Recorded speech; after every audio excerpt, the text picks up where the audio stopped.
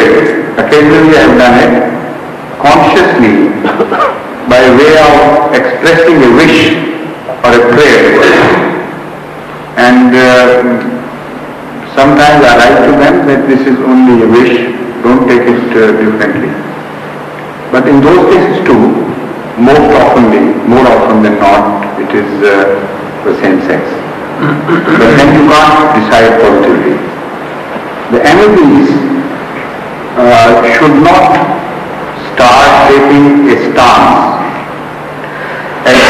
that should not start taking the stance that this is from Allah a definite verdict and it is going to be fulfilled like that.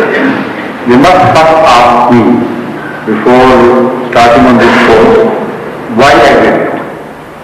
If I tell them it was a dream from Allah, if I tell them it was a decision of the moment without my control, then there is a possibility, of course. But unless somebody is positively told by Allah, this issue of betting and things, this is just sentimental and I don't advise you. Because there is always a risk. Allah is, of course, the owner, the proprietor and master. You can't order him about.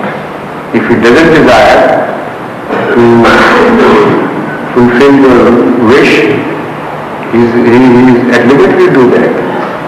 So if that happens and MDs have started debating and betting on this issue, what faith they will be left with if it's not it's the other way around and it's not that as which had been predicted. So they must ask first.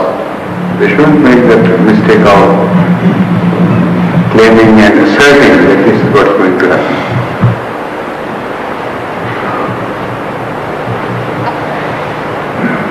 And another thing, I'll explain a few other cases, some interesting ones. Yes, in the business of names, it also sometimes happens that I put a name, give a name to a boy or a girl in a manner as I have never done before. And in those cases, it was definitely guided by Allah, because later on it came to pass that it was not just an accidental decision. I will quote two examples. One belongs to here, the case belongs to England. Somebody wrote to me to give a name to his boy. The boy was born, of course. His name was Walid Bhatti. So instead of giving the name Khalid bin Walid, I was about to do that when I suddenly, I don't know why I said Tariq bin Walid and wrote it. Now naturally Khalid bin Walid comes to mind, but on that occasion I remember I was on the verge of giving that name, and then my mind shifted to Tariq, and I sent him letter that named him Tariq bin Walid. And his most surprised letter came later on and said that 6 months before this, I had dreamed that Allah had given me a son, and when I asked you for name, you say it is Tariq bin Walid. And I'm surprised. I said, why it should be Khalid bin Walid? Why Tariq bin Walid? And here it is. I'm surprised how it happened. So once here I read the original letter, all the original letters entirely. In Rabwa, there was a gist prepared, and I first read the gist. Then from that I guessed that certain letters were worthy of reading entirely. They may have some more which might have been missed by the person who has prepared the gist. So, a reasonable percentage from all the letters were read by me later on. First, I read the list and the summary.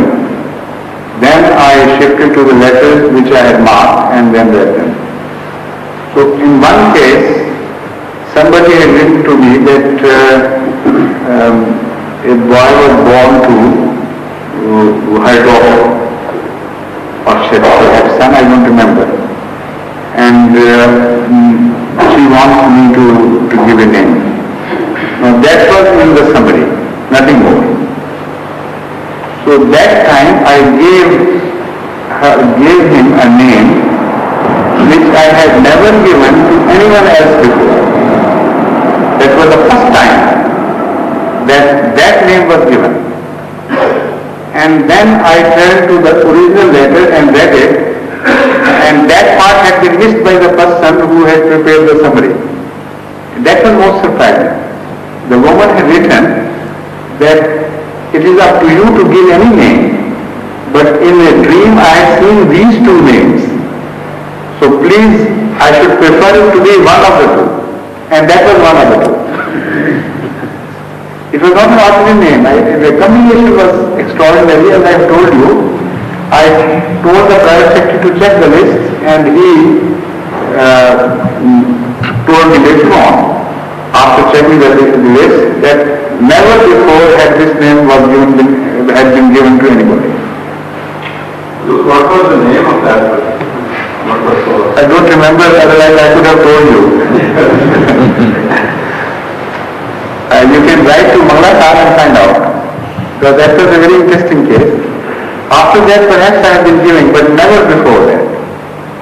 So that shows that deviation, and that thought that couldn't be accidental, it's impossible. There are all the cases I should have given that name to that mother who had seen in the dream, that this was the name. So these things have repeated so often that for Ahmadis, to believe in God is not to believe in a myth or a theory. It is such a living God that it exists with you, along with you. You are not certain, he is certain. Yes, please. This is the witness that by the grace of Allah I have 4 children, and when my 4th child was expected, 7 months before his birth, I wrote to Huzur and wrote there that the names of my children are after the names of the children of Hazrat Masih Maud Islam. And Huzur wrote 7 months before his birth, because my son's name is Mahmood, Allah Mahmood ko Bashir ata kare. And by the grace of Allah, I am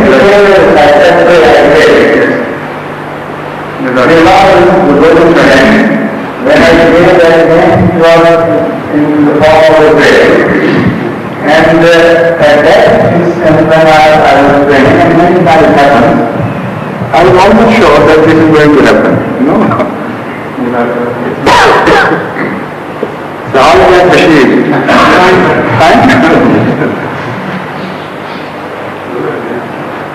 Yes, please. Mansoor Sahib? sorry.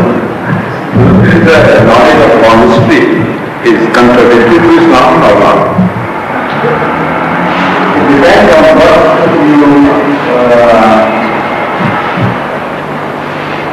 what type of honesty you are referring to.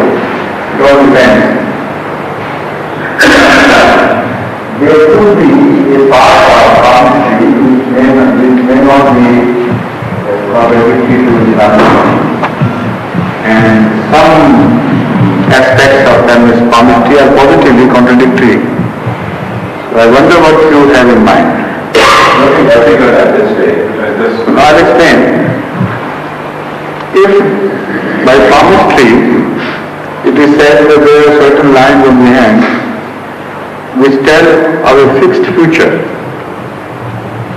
which can never be changed and which can be foretold by others, that is wrong.